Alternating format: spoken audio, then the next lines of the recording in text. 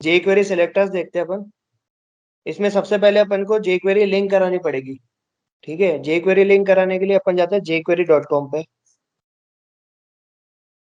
jquery.com पे अपन जाते हैं और यहाँ पे डाउनलोड वाले सेक्शन पे जाते हैं। इसमें अपन को सीडीएन वाले सेक्शन पे जाना है। ये सीडीएन वाला सेक्शन है, इसमें गूगल सीडीएन पे जाते हैं।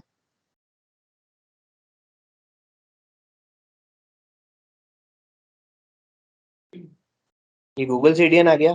इसमें से ये जो 3.x स्निपेट है ना, ये वाली स्क्रिप्ट अपन करेंगे कॉपी और इसको लगा देंगे अपन जो अपनी जावास्क्रिप्ट की फाइल है उससे जस्ट ऊपर। ठीक है, उससे जस्ट ऊपर इसको पेस्ट कर देंगे ताकि उस जावास्क्रिप्ट फाइल में जेक्वेरी का रेफरेंस अपन को मिल जाए, इसलिए उसके ऊपर रखेंगे इसको। ठीक है, और सेव कर देंगे।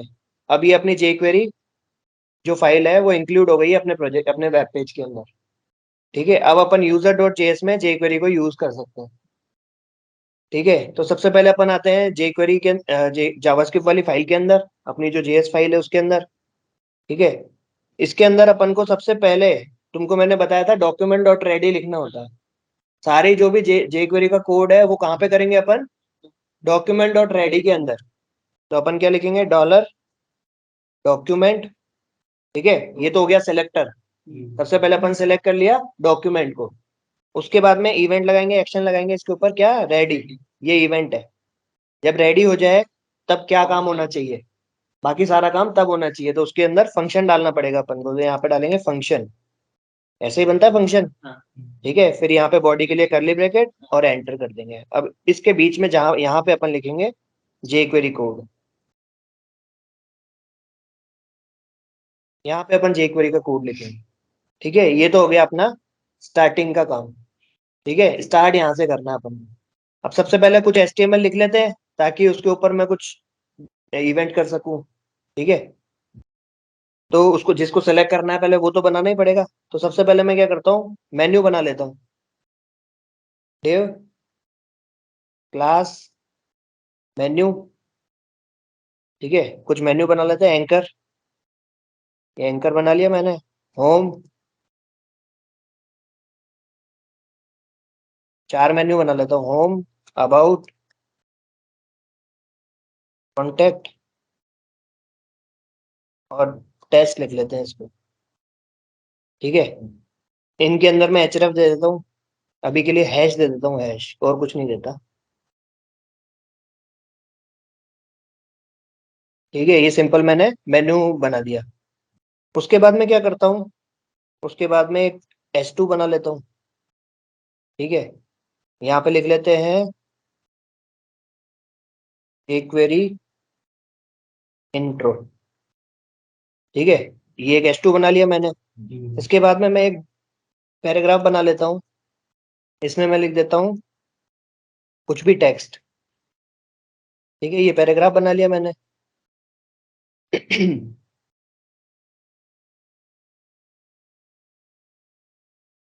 इसके बाद में क्या बना लेता हूँ, एक ULLI बना लेता हूँ।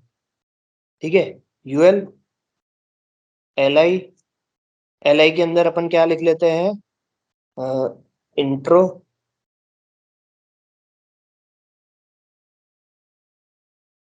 सिंटैक्स, लेक्टर्स, एंड्स, इफेक्ट्स। इस तरीके से कुछ ULLI बना लिए मैंने। एक और ULLI बना लेता हूँ। ठीक है, एक और ULLI बना दिया। इसमें मैं लिख देता हूँ सारे टेस्ट टेस्ट टेस्ट।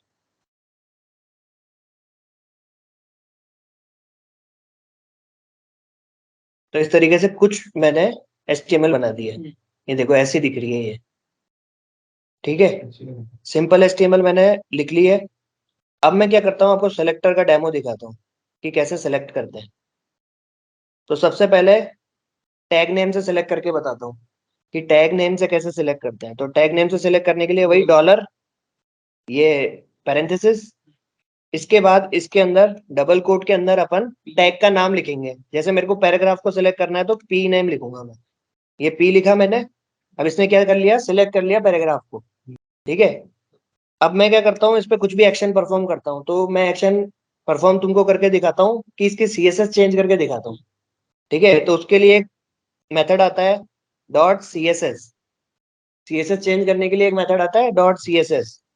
ठीक है, CSS मेथड के अंदर अपन क्या पास करेंगे, पहला पैरामीटर अपन इसमें पास करेंगे प्रॉपर्टी नेम। जो भी चेंज करना है अपन को, क्या चेंज करना है, इसका बैकग्राउंड कलर चेंज करना है। तो मैं यहाँ डालूंगा बैकग्राउंड कलर। ठीक है, बैकग्राउंड कलर चेंज करना है, और उसका बैकग्राउंड कलर कॉमा देके दूसरा पैरामीटर इसकी वैल्यू, दूसरा पैरामीटर देंगे इसकी वैल्यू। तो अपन को क्या चेंज करना है, इसका बैकग्राउंड कलर करना है रेड। अब मैं करूंगा सेव, ये देखो जो पैराग्राफ है उसका बैकग्राउंड कलर हो गया रेड। ठीक है, तो इस तरीके से मैं किसी भी एलिमेंट को सिलेक्ट कर सकता हूँ, है ना, टैग नेम के थ्रू। अब जैसे मेरे को एंकर को सिलेक्ट करना है, ये पैराग्राफ को नहीं करना है, एंकर को करना है, तो मैं एंकर लिखूंगा यहाँ पे। ये देखो एंकर सिलेक्ट हो गया। ठीक है, इसके अलावा अगर मैं डिव को सिलेक्ट करना चाहता हूँ, यहाँ पे डिव लिखूंगा, ये डिव सिलेक्ट हो गया। जो भी डिव होंगे वो सारे सिलेक्ट हो जाएंगे। ये अभी एक ही डिव है इसलिए एक ही डिव सिलेक्ट हुआ है। जैसे एंकर मल्टीपल थे तो देखो सारे एंकर सिलेक्ट हो गए, 1 2 3 4, चारों एंकर सिलेक्ट हो गए। अगर मैं LI सिलेक्ट करता हूँ तो सारे LI सिलेक्ट हो जाएंगे। ये देखो जितने भी LI है सारे LI सिलेक्ट हो गए। UL को सिलेक्ट करता हूँ तो UL सिलेक्ट हो जाएंगे। ये देखो दोनों UL सिलेक्ट हो गए। इस तरीके से टैग नेम से तुम सिलेक्ट कर सकते हो। ठीक है, अब दिखाता हूँ तुमको क्लास से कैसे सिलेक्ट करते हैं। जैसे ये क्लास दी है मैंने मेन्यू, अब इसको सिलेक्ट करना है तो मैं क्या करूंगा, डॉट लगाऊंगा, जैसे CSS में सिलेक्ट करते हैं वैसे ही। तो मेन्यू लिखूंगा डॉट करके और क्लास का नाम लिखूंगा तो वो सिलेक्ट हो जाएगा। ये देखो सिलेक्ट हो गया, है ना। इसके अलावा किसी और की अगर मैं मेन्यू क्लास दे दूं, जैसे मैं H2 की भी मेन्यू क्लास देता हूँ, क्लास मेन्यू। ठीक है, तो मेन्यू मेन्यू जिसकी भी क्लास होगी वो सिलेक्ट हो जाएगा, वो एलिमेंट अपना सिलेक्ट हो जाएगा इसके थ्रू डॉट लगाने से। ठीक है, अब ID सिलेक्ट करके बताता हूँ, मैं इसको देता हूँ ID मेन्यू। ठीक है, तो ये देखो सिलेक्ट नहीं हुआ क्योंकि अपन ने क्लास सिलेक्ट की हुई है। ID सिलेक्ट करनी है तो अपन को क्या करना पड़ेगा, हैश लगाना पड़ेगा, जैसे अपन CSS में करते थे। ये देखो हैश मेन्यू लिखा तो मेन्यू सिलेक्ट हो गया। तो टैग नेम से सिलेक्ट कर सकते हो, ID से सिलेक्ट कर सकते हो, और क्लास से सिलेक्ट कर सकते हो। ठीक है, ID से सिलेक्ट करोगे तो एक ही एलिमेंट सिलेक्ट होगा, है ना, क्लास से सिलेक्ट करोगे तो मल्टीपल एलिमेंट सिलेक्ट हो जाएंगे। ठीक है, इसके बाद में आता है स्टार सिलेक्टर। अगर मैं यहाँ पे स्टार कर देता हूँ, यहाँ पे स्टार सिलेक्ट कर लेता हूँ, तो ये सारे एलिमेंट सेलेक्ट हो जाएंगे जो भी इस पेज पे है। ये देखो सारे एलिमेंट सेलेक्ट हो गए, जितने भी एलिमेंट है सारे के सारे एलिमेंट सेलेक्ट हो गए स्टार से। ठीक है, इसके बाद में जैसे यहाँ पे है क्लास मेन्यू। ठीक है, दो मेन्यू क्लास है और मैंने मेन्यू सेलेक्ट कर लिया इस तरीके से डॉट मेन्यू। ठीक है, तो ये दोनों सेलेक्ट हो गए। लेकिन अगर मैं चाहता हूँ कि ओनली H2 वाला मेन्यू सेलेक्ट होना चाहिए, ये डिव वाला मेन्यू नहीं सेलेक्ट होना चाहिए, जैसे ये डिव के अंदर क्लास मेन्यू है और H2 के अंदर क्लास मेन्यू है, मैं चाहता हूँ ओनली H2 वाला क्लास मेन्यू सेलेक्ट हो, तो मैं इसके आगे H2 लगा दूंगा, H2 डॉट मेन्यू। तो क्या होगा, H2 एलिमेंट का मेन्यू क्लास जिसकी होगी वो सिलेक्ट हो जाएगा। ये देखो ओनली H2 एलिमेंट वाला मेन्यू सिलेक्ट होगा। अब दूसरा भी एक H2 वाला मेन्यू बना दूंगा अगर, तो वो भी सिलेक्ट हो जाएगा। ये देखो ठीक है, दो H2 वाले मेन्यू है, अगर ये H3 होगा तो सिलेक्ट नहीं होगा, अगर ये H2 की जगह और कुछ होगा तो ये सिलेक्ट नहीं होगा, क्योंकि मैंने सिलेक्ट क्या करवाया, H2 वाला मेन्यू। जिस भी H2 की क्लास मेन्यू है उसको सिलेक्ट करा है तो वो सिलेक्ट हो गया। ठीक है, तो इस तरीके से ये सिलेक्ट होता है टैग नेम और मेन्यू दोनों को मिला के। ठीक है, इसके बाद आता है अपना, अगर मैं चाहता हूँ कि इस पेज पे पहले LI सिलेक्ट होना चाहिए, अगर मैं LI सिलेक्ट कराऊंगा तो ये देखो सारे LI सिलेक्ट हो गए, मैं चाहता हूँ ओनली पहला LI सिलेक्ट होना चाहिए, जो भी पहला आ रहा है इस पेज पे। तो मैं करूंगा कोलोन और फर्स्ट, कोलोन और फर्स्ट, तो ये देखो पहला एलिमेंट सेलेक्ट होगा ओनली। ठीक है, पहला एलिमेंट, पहला LI सेलेक्ट हुआ है ओनली, ये देखो बाकी सारे LI सेलेक्ट नहीं हुए। अगर मैं चाहता हूँ कि हर एक UL के अंदर जो पहला LI है वो सेलेक्ट होना चाहिए, हर एक UL के अंदर 2 UL है, उसमें से पहला पहला LI सेलेक्ट होना चाहिए, तो यहाँ पे अपन क्या करेंगे, फर्स्ट चाइल्ड।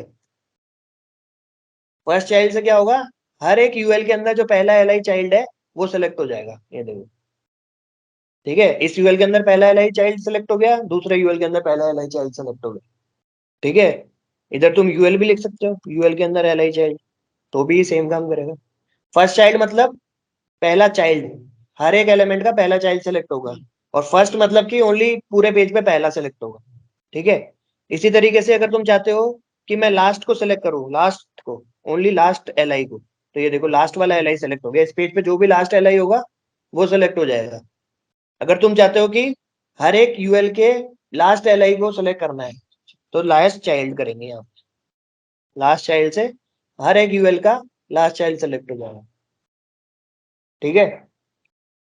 इसके बाद तुम चाहते हो अगर कि इवन सेलेक्ट हो, इवन इवन नंबर वाले जो भी आ रहे हैं ना वो सेलेक्ट हो, तो तुम क्या करोगे, इवन लिख दोगे यहाँ पे, तो इवन नंबर वाले सेलेक्ट हो जाएंगे, जो भी इवन नंबर पे आएगा ना वो सेलेक्ट हो जाएगा, ठीक है। 0 2 0 पे आ रहा है जो सेलेक्ट हो जाएगा वो इवन है, ठीक है।